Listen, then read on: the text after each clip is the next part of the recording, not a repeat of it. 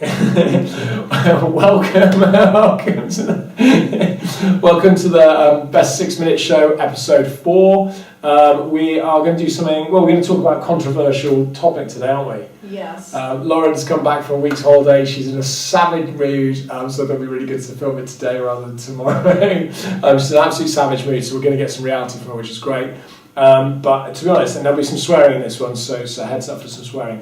But I came into you this morning and we were chatting, and I said to you from one floor of the prison to the other that we should do our next episode on how annoyed I was because I'd seen over the weekend about people trying to censor Fairy Tale of New York. Yeah. I believe the exact words were, damn those millennials. I did, I was like, damn those millennials. Yes, damn them. Yeah, it was, yeah, damn those millennials. So, I saw this, I think it was yesterday, it might be Sunday, but I saw it yesterday, that millennials, who we all hate and begrudge. At what point is someone a millennial? Sophie asked me this earlier. So if you look on the internet, I think Wikipedia says that from 1984, they're a millennial, which is ridiculous because that means I'm not, but Emma is. And it means I am as you well. are as well. But see, I would say you're borderline because you're born in 96. 96, yeah. So I think anybody that kind of had their younger life, well, their teenage kind of years in the 2000s kind of onwards is kind of millennial. That's what makes me a millennial. I think you probbe are a millennial. You're certainly verging on millennial. I don't think I am, but I think you probably are. That makes me hate myself a little bit. That makes me hate you too. But yeah, so millennials that we all hate and begrudge because basically they just want to censor the crap out of everything, which is just madness. And I think with Fairy Tale New York, I think we go through this every year, but certainly this year, it was certainly last year, I think the same thing happened. And we're specifically talking about a certain word, which isn't even a swear word, which is crazy. Isn't it like a meatball? Yeah, it is. Yeah, it's a faggot, basically. Yeah. So, yeah, I don't think that's what they meant when they sang it, in fairness, but it is a faggot. It's a derogative word for a gay man. Is it just a gay man or just a gay person? I'm going to Google it. Okay, so while she does that, it's awful. Basically, the fact that they want to censor this because whilst it was written back in the 70s, I think maybe the 80s, but it wasn't written as an insulting song. And I think the fact that people want to censor it is mad. That's like saying it is. It's an offensive word for a male homosexual. Okay. It doesn't apply to women. Oh, there we go.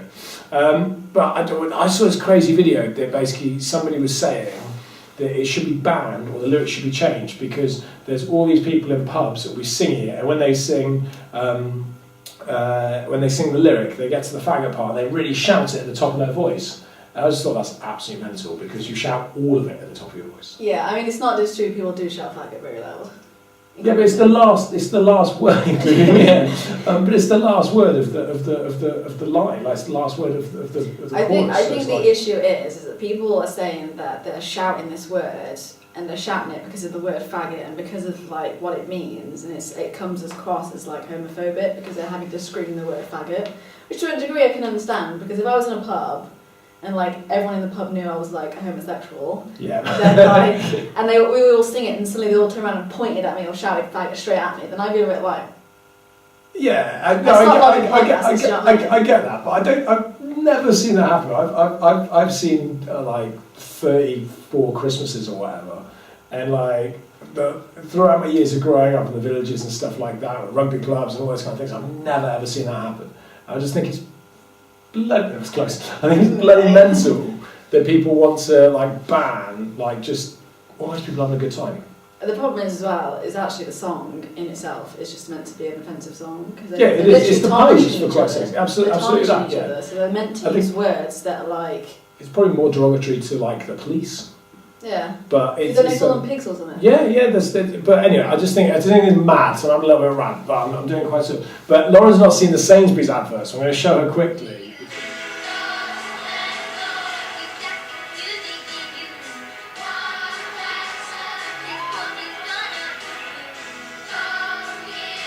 Oh my god, there's a little plug.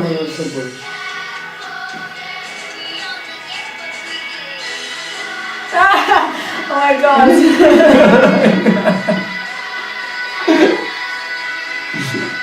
That's the Sophie one.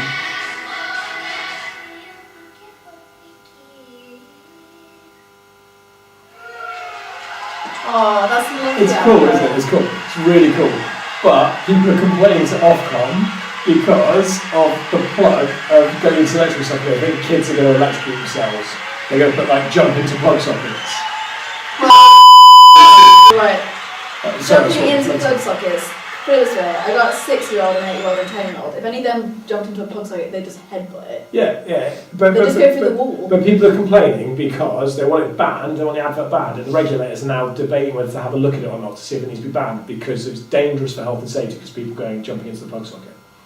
They should have seen me put this curtain up. They want dangerous health and safety. It's ridiculous. It's absolutely mad. So I'm sorry, but children past a certain age, just a matter of watching an advert, they know not to stick a finger in a plug or whatever. Yeah. And if you've got a house with kids that are younger than that age, you just put plug covers in. Yeah, exactly that. And they do it once. They get an electric shock, and then they'll do it again. Yeah, when it's not going to kill them. Like blow them up. Of course it's not. No, it's not like a life experience, isn't it? Exactly. So I think we're having a whinge. Lauren is a millennial, is showing her old age. No, I don't like being associated with being a millennial. No, I can't even that. say the word. I thought it was 2000 on.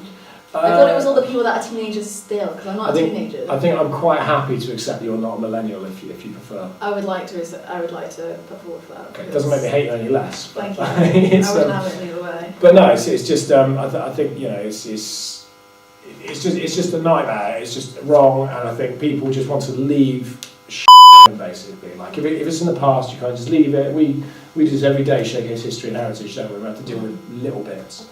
But I think people need to leave the past where it is, and if they want things to change, start working on the change for their future rather than trying to change stuff that's already happened, because you can't in it. Yeah, I think the person, I'd agree. I think they just want to put on a pair of trousers and get in the game. That's my diplomatic approach. To a degree, there are some things I look at and go, oh, do you know, if that was now, then I probably would be a bit but what? Okay, one of my favourite Elvis songs, right? Yeah. Do you know what, I can't remember what it's called now. But it says in it, get your cotton picking fingers out my hair. Oh, okay, yeah. And I look at it and I'm like, do you know what, I really enjoy the song, but at the same time, I kind of don't like listening. I don't like to say that I enjoy the song because it says it in it, but they wouldn't do that now. No, they wouldn't. They wouldn't. It was a very different time because that was probably back in the 60s. Exactly, yeah, that's what I mean. So what happens in the past, that's there. Yeah. Work on a future where we don't have to turn and go, well, actually, yeah, you're not going to ban Elvis. that's a bit. Do you know what I mean? Yeah, no, I get that. I just think with certain things as well, the danger is though that creativity will get stifled and people will never be brave enough, or actually will never be allowed to come out because of everything that's around it. I just think I find, this will become another debate maybe for another episode, but I find the whole gentrification, just the amount of different ones, genders and such, but it's not just that. We had this discussion a little while ago because I know you were saying that you I think you're a lot more supportive or a lot more open to all the different gentrifications than I am, but you still said that at the same time that all the different types of groups can be quite difficult almost with each other and it is, to a degree. Some people, it's I had this conversation with my brother today about feminazis.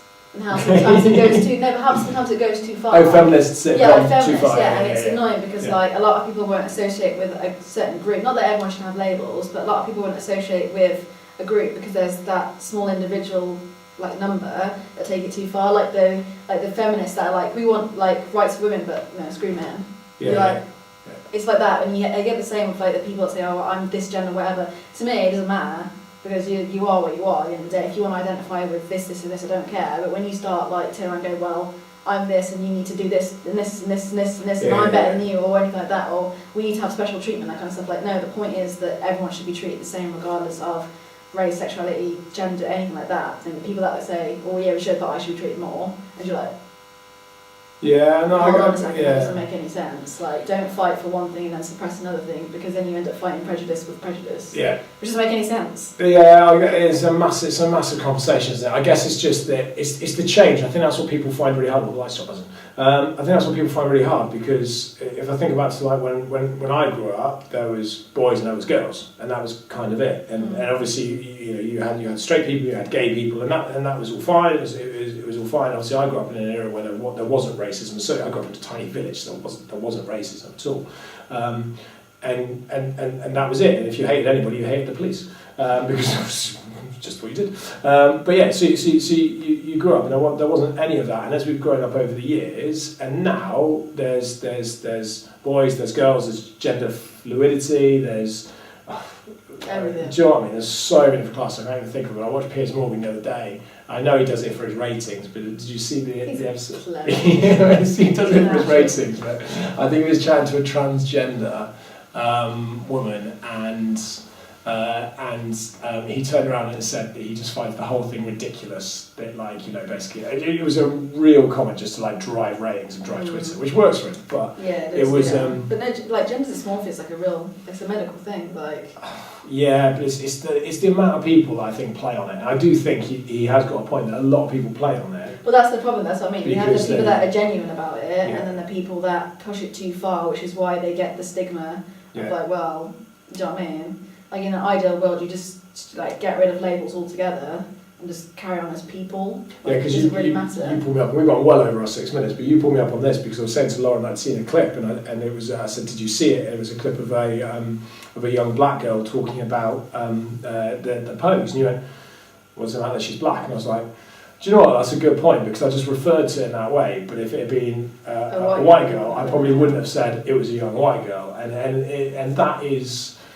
I guess that's the challenge in life, isn't it? Is people kind of losing that of just like, and that's not racism. I don't think that is the change in the world. I guess, and it's not necessarily until you notice that you start to kind of think about it. Then I don't see a problem when you turn around and saying like, although you can't say black anyway, it's like multiracial or whatever. Because at the end of the day, you're only describing a person, but it has to work both ways. If you're yeah, but I also said it was a woman. I also said like it was a young black woman. So I've used the word young, I've used the word black, and I've used the word woman. Yeah, that's what I mean. So it's like I saw a point person. Is, yeah, but the point is you wouldn't have said you're a young white woman. So if you're going to no, do it for one, you should do it for the other. Probably wouldn't have done. You're absolutely right. I guess that's how I've been brought up and how society around me is conditioned me. But I also wouldn't have gone, I saw a young person, or I saw a person, I would break down the description, but yes, you're right in terms of that.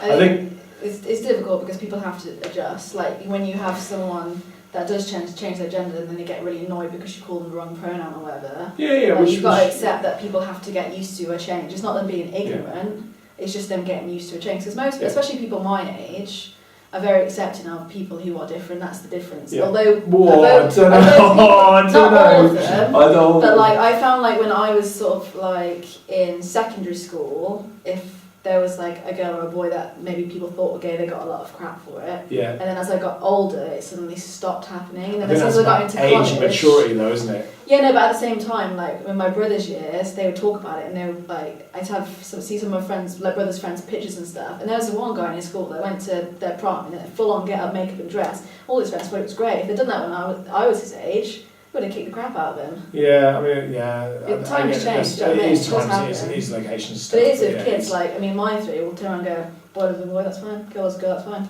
Yeah, I even think before. I might even consider it. Like, they're really younger, but they don't really like. They're not bothered.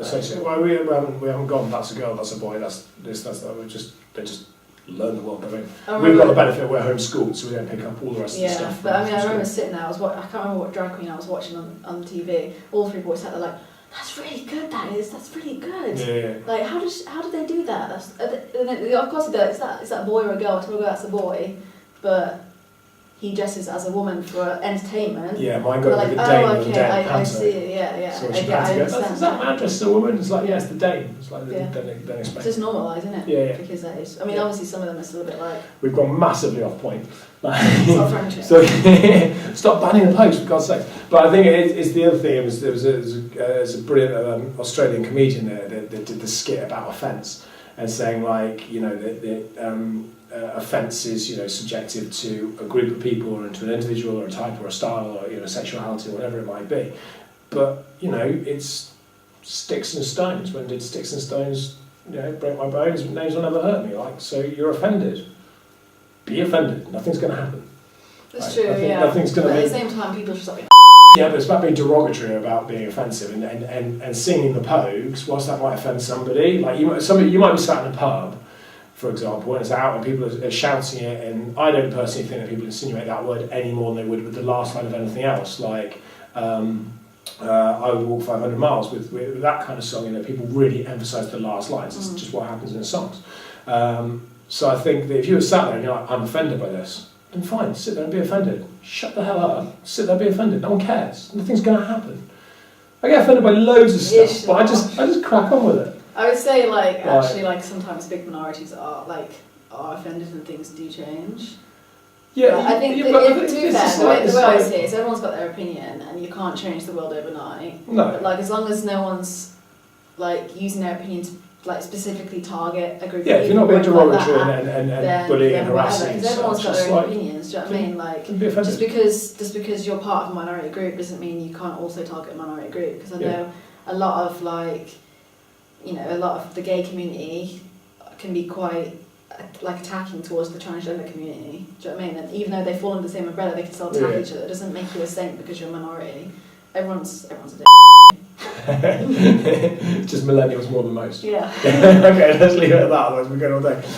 So that was episode 4. It was a long one. What should we pick up on episode 5? When are we doing our Christmas tree? I know, I was going to go look at Christmas trees tomorrow because I've got to do it and try and get it done. So maybe we'll do the episode of putting it up. So I feel that will be the comedy bit. I don't think they'll let us cut down a 20-foot Christmas tree, but we'll be able to erect it. So, but I think episode 5 we should keep on topics because I think that's.